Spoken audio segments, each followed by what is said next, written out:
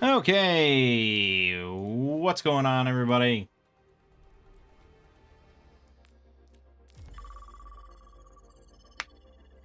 My name is Mangg. Welcome back to Hanging with Mangg.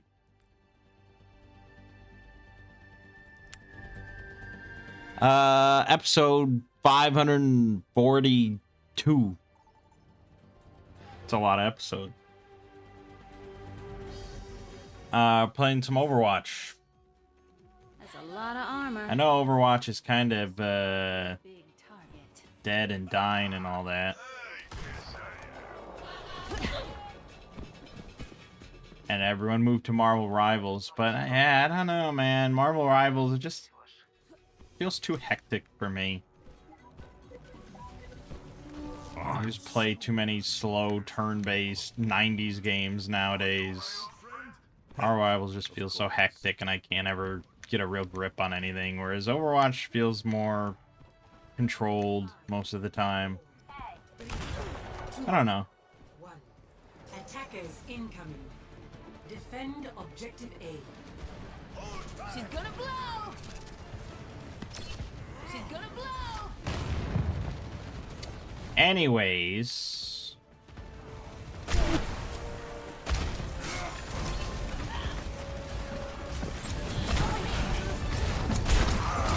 not that I've played Overwatch in a while now.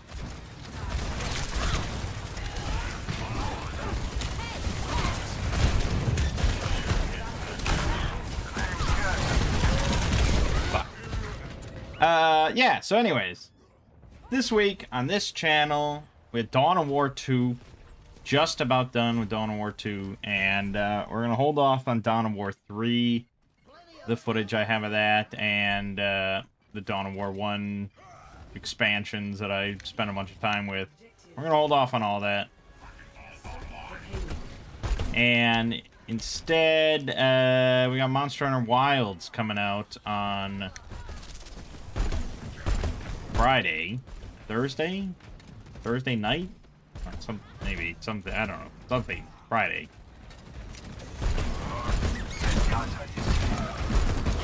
And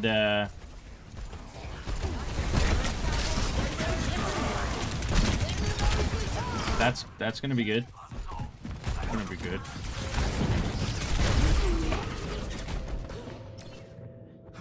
So we also have solo RPG stuff going on. That's going to continue. So we'll have Monster and Wild and something drastically different. Solo RPGs. That'll be the plan for a while.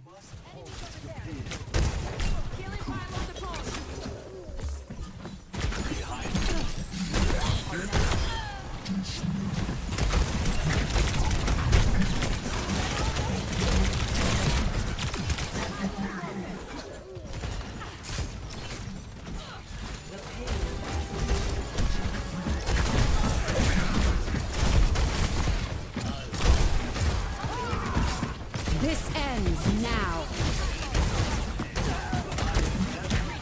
And yeah, that's kind of all there is to say about this channel.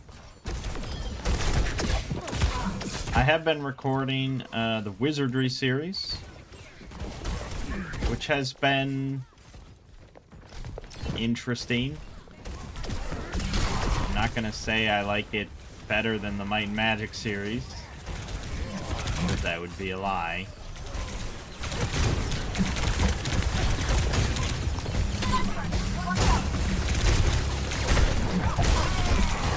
But it's been interesting, and the game's got kind of progressively better as you go down the line. So it's been interesting. I'm on the 8th game now, the last in the mainline series.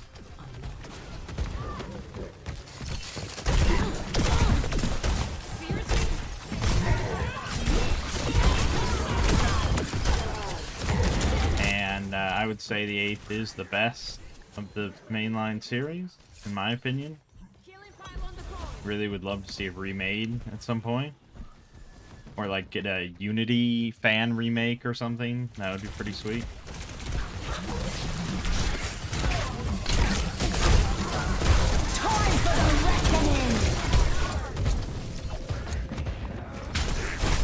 But yeah, that's that.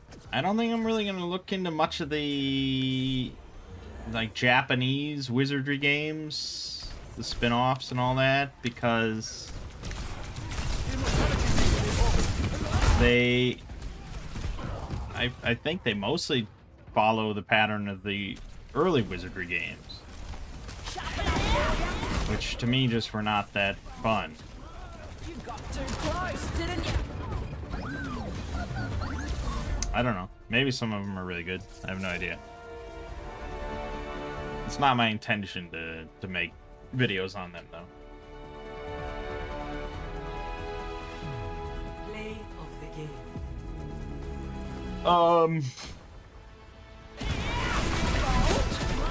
You got too close, didn't you? Over on the Exploring series, part 2 of Path of the Bone proposal of Black Adytum.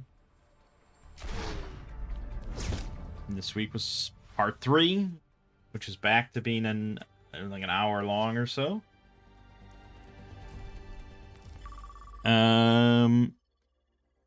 Part 4, you know, another lengthy part. And then part 5, I'm not quite certain.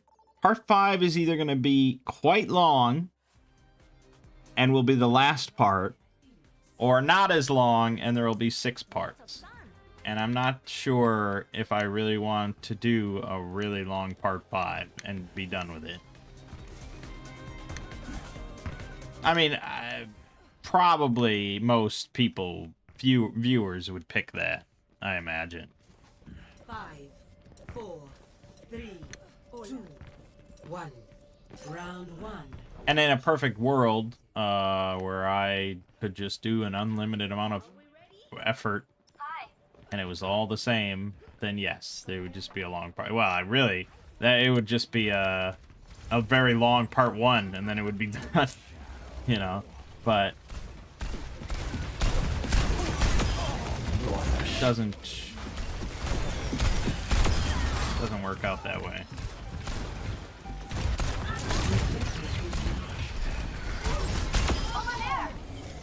Objective is mine. Positioning healing pod. My healing pylon is So we'll see. Let's see how it goes. I'm working on part 5.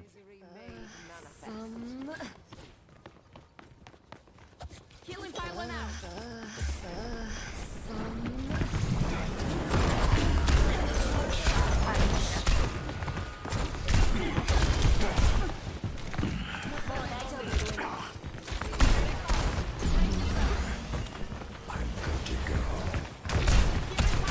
Healing pylon here.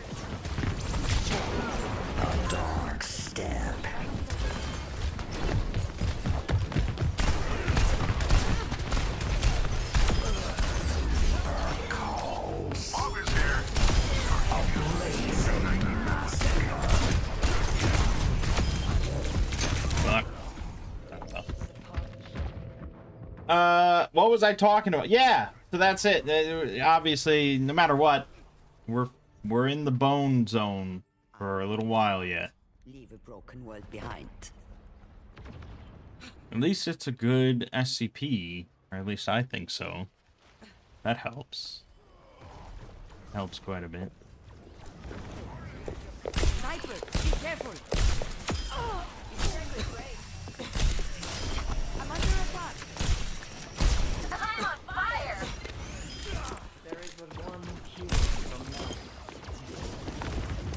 I completely woke up. Guess I could heal.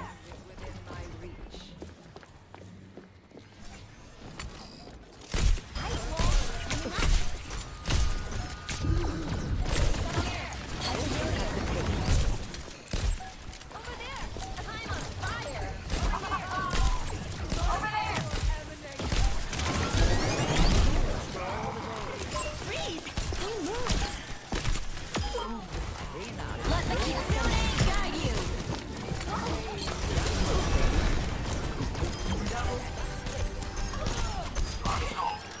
Crossing is free. Now's our Best round. Nice. Right. That's all there's to say about all that. I don't have much else to talk about except for RPGs, because I like talking about those. 0. So in my family game, we're running Red Hand of Doom. We're down to 4 players, but that's okay. Doing Weird Wizard, and yeah, things haven't been going exceptionally well because the players that I have, the players we lost weren't like great planners or thinkers or anything like that, but you know, the ones I have remaining also not great planners and thinkers. 3, 2, 1. Round. You know, they're at this sort of flooded, ruined city, and they are here to take out one of the leaders of the enemy army. They know that there's a leader there. They don't know many specifics.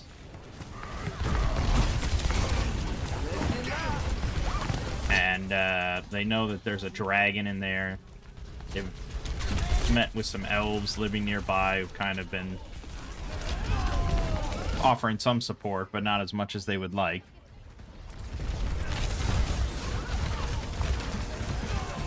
And last time they basically just went in on a full frontal assault save the world.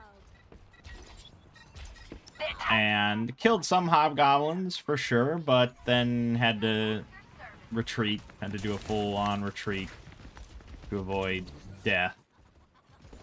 Hey, it's Kiriko. And so at the start of the session, they sat down and they talked about it, and they were like,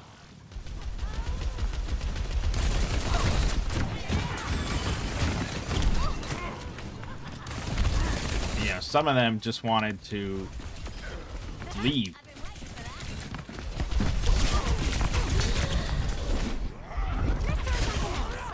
Some of them wanted to go to Brindle, which is the big city or bigger city where everyone is gathering for this inevitable attack. You know, the inevitable siege from the enemy army. They wanted to go to Brindle in order to find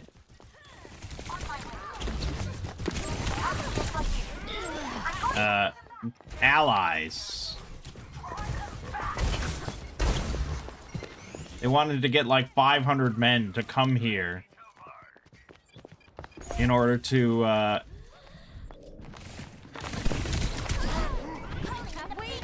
help them.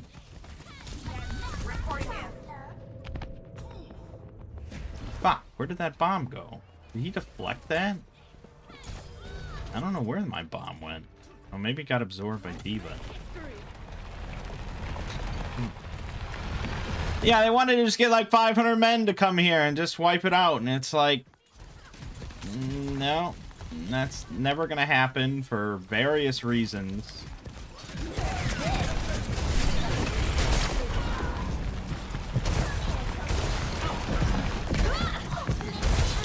They basically... So we have, you know, we have my mom and my aunt, who have never played a video game in their life. And then we have my brother and my nephew, who have played plenty of video games, including, you know, like Baldur's Gate 3 and Skyrim and stuff. And so they tend to think of it as too much like a video game. Whereas my mom and my aunt don't have any awareness of, like, game tropes, you know, and things like that, and concepts. So they don't think of it enough like a video game. So, like in Baldur's Gate 3, you can't just go and get 500 people. Find the key. Your worth is a hypothesis. And so, Prove it. my mom and my aunt don't think about it like that. They just think about it like, well, why would we not be able to get a bunch of men? You know, this is the fate of their lives, you know, at stake. They'd rally a bunch of people. 5, 4, 3, Whereas my brother and my nephew don't bring up this concept of going to get 500 people because they know that the four of them are the heroes and everything revolves around them. Like, it's all about them.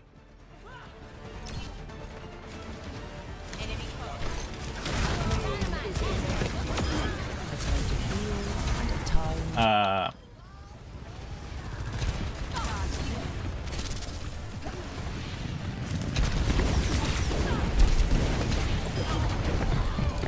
So they both have very different thoughts about how a game like this should go. Resistance is always rewarded.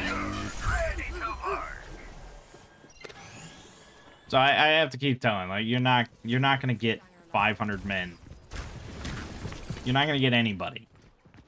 This is designed. This isn't a, you know, if this were an OSR hex crawl or something, it's like, okay, you can think like that maybe, and that it's flexible.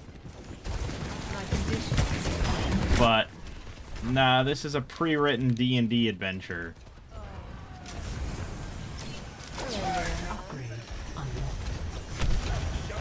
Not how it's gonna go. You gotta take care of it yourselves.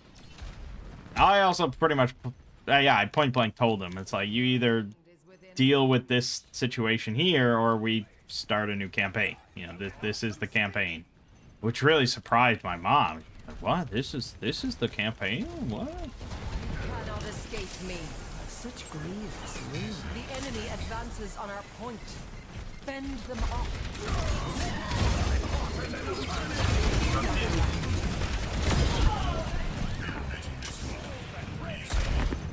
A taste of poison. So eventually they're like, okay, well, we're gonna go in. We're gonna go back in. We're gonna go at nighttime, and we're gonna ask the elves if they have anything to help us breathe underwater, so we can do a underwater incursion. Okay, this all seems relatively good ideas. Can't really argue with any of this. And I had the elves give them like some gillyweed or whatever to let them breathe underwater for an hour, because it's just like, you know, they're using a plan. It's a fine enough plan. I'll encourage it. So they go there at nighttime, and they chew on the weed. They go underwater.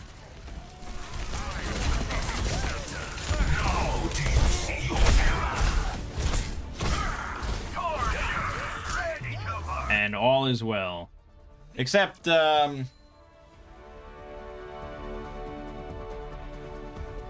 decided...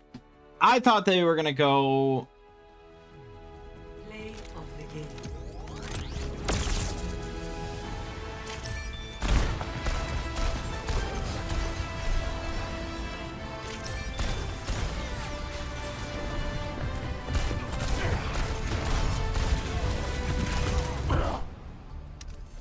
I thought they were gonna go maybe climb up to the top and go top down, which would have had its own dangers, but they went bottom up, which, yeah, is sensible. It's a very sensible plan. I could see how they went into the flooded first floor of this building that they wanted to infiltrate, and they went up through the, like, a hole in the floor to the second floor, which is not underwater. The problem is that the hole in the water leads right into a room where a dragon is nesting. And I could have been nice.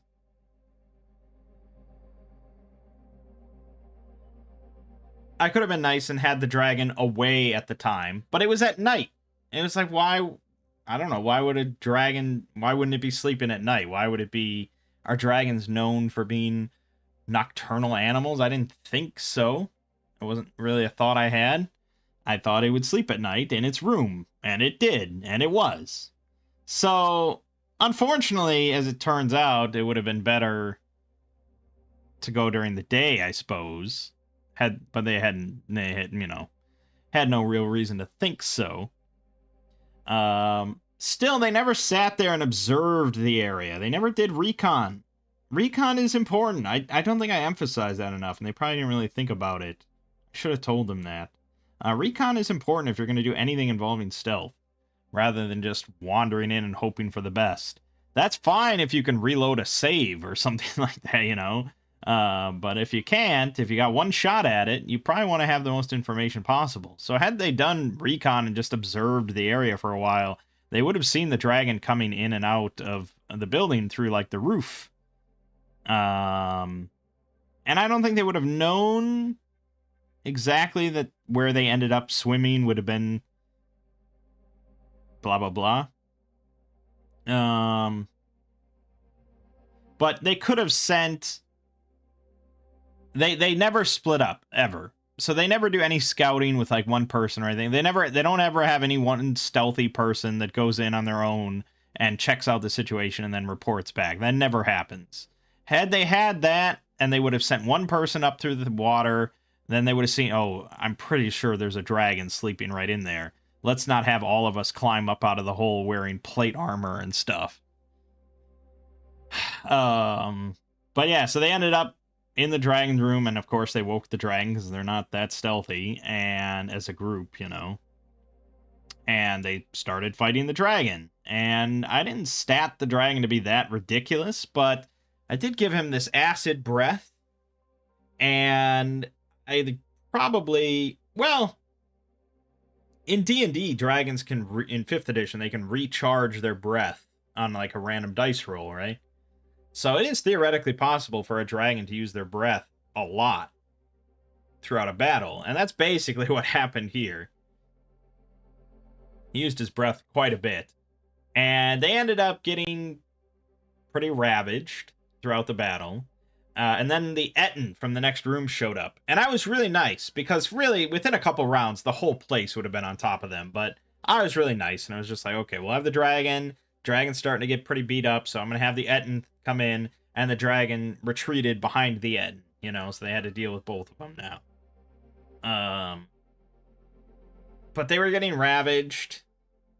And it's really funny in Weird Wizard because you can go down, you can go unconscious and get right back up constantly throughout a fight, like numerous times. I think all of them went down like 3 or 4 times each and got right back up because it's just so generous of a system. If you go down, you go to basically zero, you know, full, you're unconscious. And then at the end of the round, you lose 1d6 health of like your max health, you know. And then you get basically a 50-50 shot of recovering 1 damage and getting back up. Every round. So you're constantly just like Looney Tunes, like ping-ponging down on the ground, back up, down on the ground, back up, because you have like 1 health essentially when you get back up. So anything that hits you, you're going to go back down again, but then you have a 50-50 shot per round of getting back up again. And your max health does keep going down and down and down. So long term, recovering that takes a while. But throughout a battle, yeah, you can just keep going up and down, up and down, up and down. So it was kind of ridiculous. But I was like, okay, you know, whatever. They're fine with it. And so, yeah, they were getting beat up, and eventually the dragon, you know, the Etten, like, died, and so the dragon acid breathed again and again, and, like, basically, they kind of clutched it. My nephew, his character actually died, because he was down on the ground unconscious when the dragon acid breathed again, and any damage you take while incapacitated, goes straight through your max health. So he actually did die, but I gave them the Staff of Life, which Red Hand of Doom gives the characters earlier on in the campaign, and you can use it like basically once to resurrect somebody. So they used it right away to resurrect my nephew, and all of them basically had like you know, like 2 health as they fled from there. They killed the dragon with like a, you know, Lego used like his biggest attack, and he did like 32 damage in 1 hit, and it was enough to kill the dragon, and they fled the place, and they looted the dragon's hoard very quickly. They grabbed like the full plate armor that was sitting there, and they bolted out of there back through the water and fled. But the book is pretty clear that if either the leader, the Red Hand leader there, or the dragon dies, the rest of them will all flee the area, take everything with them, and go join the main horde, the main army. So they were sitting there recovering for like a few days with the elves, and just kept discussing about what should they do now, what's their plan, how are they going to do this again, blah blah blah. And eventually they used their question for God to ask me like how the best way to get to the leader, and I had to just tell them at that point, like, yeah, they all left. They're gone. They've got like a 2-day head start on you. They're way gone now. Now, had they had the thought to ask the elves to borrow some of their giant owls to go after this enemy leader, that could have really turned the tide of things. And perhaps I should have just told them to do that. But it's so against my entire thought of how a DM should DM and how games should go and stuff. Like, it's just so against my place to just tell them a solution to a problem that they didn't even ask for, you know? It just seems wrong. So I didn't think to tell them. But it would have solved a lot of problems, because one of the items in the Dragon's Hoard is a Lich's phylactery. You know, basically the thing that holds a Lich's soul. And the Red Hand army is holding that in order to basically blackmail or force this Lich to supply them with like an undead army. And so the entire chapter 3 of the campaign is them taking that phylactery and going to the Lich's dungeon, the Lich's hold, and basically preventing the Red Hand from gaining this undead army. And either, you know, trying to get the Lich on their side instead, or just nullifying the whole arrangement and blah, blah, blah.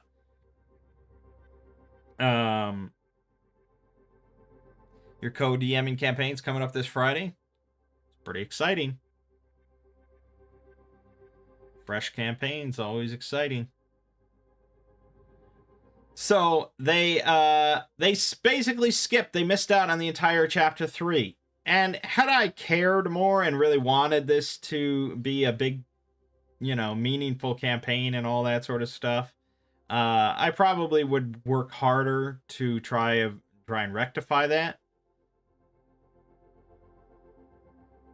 And in their defense, I don't think I've been DMing this campaign exceptionally well. Because I don't do really well with plot and story and characters and narrative. Much like I don't give a shit about any of that in video games. I struggle with that in RPGs as well. In tabletop RPGs. It's usually more about mechanics, character building, problem solving, you know, battles, so on and so forth. So, I haven't been running it exceptionally well, and I'll admit to that.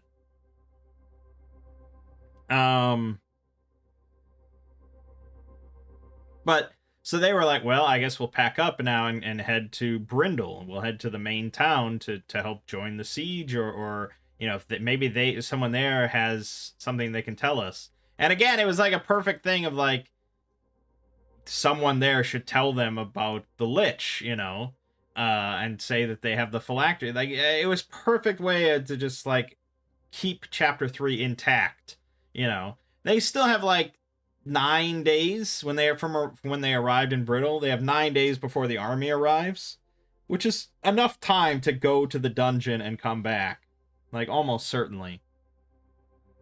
But at this point, I was just like, this is just a disaster. And like they just keep failing, and it's just ridiculous.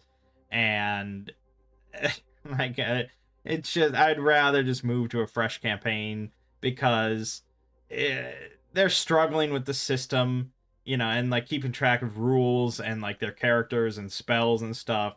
We learned at the end of the session that my nephew never picked any expert spell. Like at level 3, you get your expert path, and he picked wizard. And one of the biggest things you get as a level 3 magic user, if you pick that, is an expert spell, because that's a big jump in power. He had completely forgotten or missed to pick one. So that was good.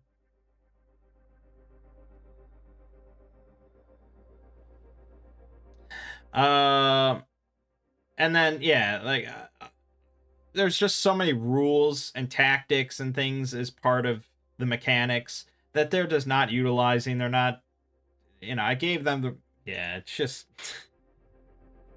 yeah, I'd prefer to go to a simpler system, a more freeform system. I'm definitely leaning towards Tales of Argosa. I just got the rulebook in hardcover, and it looks very sexy. I think it's a great game. Much simpler, much more freeform, a much smaller power curve for the players. But I think still crunchier and perhaps more interesting than Shadow Dark is.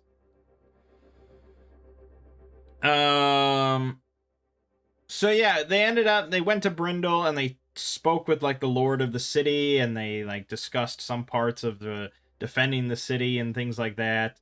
But I don't know how it's gonna go, man. Like there's 4 of them. I haven't even read the section yet on actually defending the city, so I don't know how it's all meant to go. But they didn't stop. The enemy still has a green dragon that hasn't been dealt with. They didn't deal with the Ghost Lord at all, so there's going to be undead, like, ghost lions that are going to be attacking the city. They didn't kill the other enemy leader. It's not looking good, is all I can say. So, I don't know. I don't know. I would say we're not far off from ending Red Hand of Doom. I think it is a really cool campaign. I'd love to like play in it sometime and be a player in Red Hand of Doom. I don't know if I DM it again though, just because I feel like I would do it a disservice again of not caring enough about characters and the plot and things like that. And it's more just like, okay, we're at this set piece, now we're at this set piece, and then this set piece. Like, a good campaign, players should become kind of invested in the story and in certain characters and, like, be charged up for this climactic defense of the city and things like that. And it's just like, they don't know anyone. They don't know any name. They could just as easily, hear about some dungeon nearby and be like, yeah, let's go there. It's just, I don't know, man. So right now I'm kind of thinking Tales of Argosa, maybe doing Hot Springs Island, Dark of Hot Springs Island. I'm not committed to that yet, but I've wanted to run it for several years. It might be a good time with only 4 players now. I don't know. Maybe start with like some sort of island adventure on a different island, and then on the way back to the mainland, they get shipwrecked on Hot Springs Island. I don't know. We'll see. Anyways, that's about all I have to say about that. Yeah, I mean, it wasn't a spectacular night of RPGs, is all I can say. There was some frustrations. They didn't feel very capable. They didn't feel triumphant in any way, especially when they find out the enemy leader just fled and they lost all the loot that was there and blah blah. It wasn't great. So yeah, I don't know. Anyways, so more solo role manging this week. A little bit more Dawn of War 2, and then Monster Hunter Wilds on Friday. Very excited. Should be fun. The return of Mangg Hunter. I kind of abandoned that title, but yeah. And then Black Atom Part 3 coming out tomorrow. Good stuff. Very good stuff. But for now, my name is Mangg. This has been Hanging with Mangg. I'll see you fine folks next week.